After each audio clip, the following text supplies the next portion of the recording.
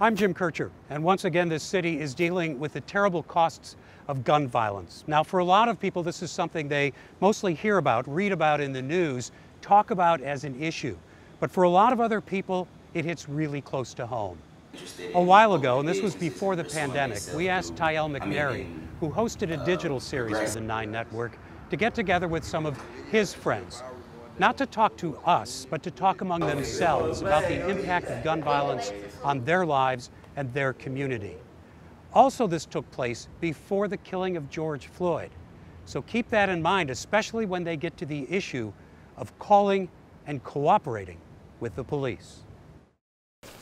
So, we got pressing issues in the city. I'm sure I know that it's affected me recently.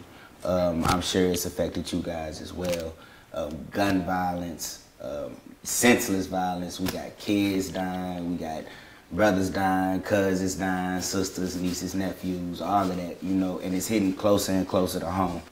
I don't know, me personally, I don't like being here. I'm ready to get up out of St. Louis. Like, I don't know, it's just crazy. It's just too much senseless killing. People just going around doing whatever they want. I'm amazed every day that I wake up. Like, it's always something new, it's something different that you wouldn't even expect. It starts from any age. Like, you get on Facebook, you get on social media, watch the news, anything is possible. As far as the gun violence, man, I done lost clients. I lost my sister last year to gun violence. Lost my little brother last year to gun violence. So it's just, that's like the major thing, because it can be anybody.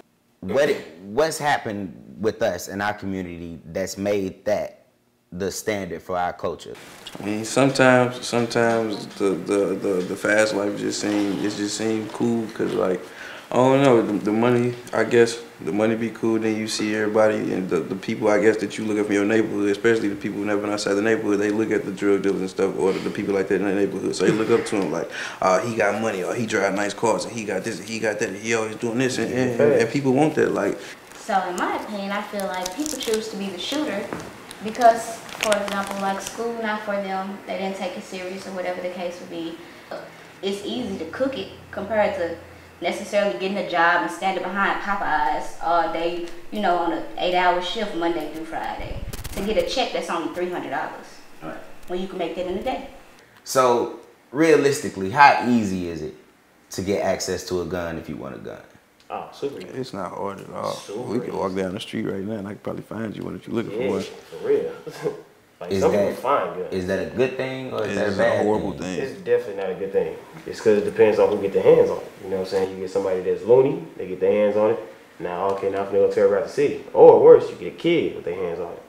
So right now, do anybody own firearms? Yes. Yes. Yes. So if it's a lot of gun violence that's going on out here, you know what I'm saying, and it's happening down the street from your house, and I might have a kid, you know what I'm saying, well, I'm gonna make sure I will protect my son, you know what I'm saying, or my daughter, you know what I'm saying, I'm gonna make sure I protect my family. All right, so what was your process for going to get your gun? You had to present ID? Yeah, yeah, most definitely. You gotta go through, present your ID, so, and then it's, then they run a background check on you, so your background and stuff like, you know, make sure you're not a felon. As a male, you got a legit, I don't want to say fear, but respect for stuff that can go wrong in your city, like when you just pulling up at the gas station when you just riding around. You got to. As a female, give me a little bit of insight on that.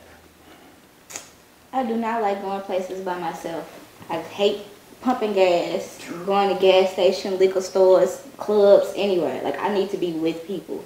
As a unit, I feel like individually we gotta hold each other accountable, right? So like, we all know individuals who do stupid stuff.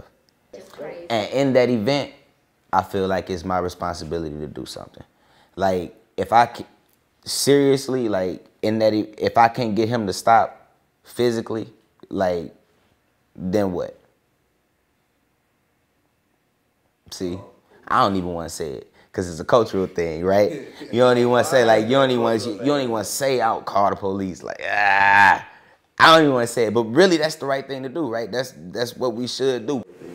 I wouldn't necessarily say the right thing to do. It's just something to do. I may, like, if I see something that could possibly go on, you know what I'm saying? 'Cause anything could possibly happen, but at the same time, if I say something to intervene, now how is my life impacted? You know what I'm saying?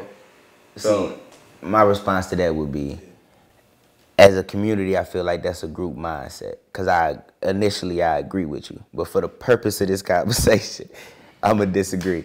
Because we just talking about not what we would do individually in a situation, but just what's right and what's wrong. Now reverse it. Reverse it. So I killed somebody. You know it was me. You know I was there. You know it was me, right? And they come knocking on the door. And they say, what you know? You right, you know. That's crazy. I don't know though. Like I said, I don't know. The right thing to do would be to, you know. I know this, but you know what I'm saying. So we gotta know these people. So what do we do to, you know, change their trajectory, or like how can we step in and?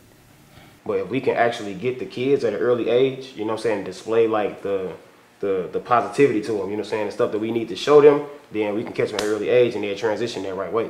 If we all agree that we have a responsibility to our peers, to each other, you know, people in our community, to help them develop, right? Whether it be the Michael Jackson theory, we gonna man in the mirror it, or reach one, teach one.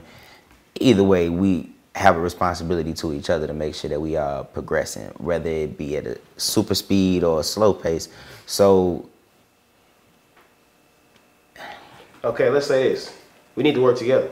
Okay, if you want to lead the kids out of it, then we need to work together on being how can I say, better us, if that's the case. Integrity, you know what I'm saying, to where ain't nobody watching it. As a community, the adults, if that's what you're trying to stick on, I feel like we need to figure out a way to publicize ourselves or what we doing. You know what I'm saying, if you want to lead the kids out of it. Because it's like, it's not necessarily the kids' fault, but it's the leader's fault. You know what I'm saying? So with that being said, somebody got to eventually lead, you know what I'm saying? So it's just kind of disappointing. I shouldn't have to really want to move away from my city in order to live a better life, you know what I'm saying? Because I love where I'm from, but at the same time, with all the stuff that's going on, it's closer and closer that it's getting to me. It's just kind of, you know, so yeah, my biggest thing is disappointment. For sure.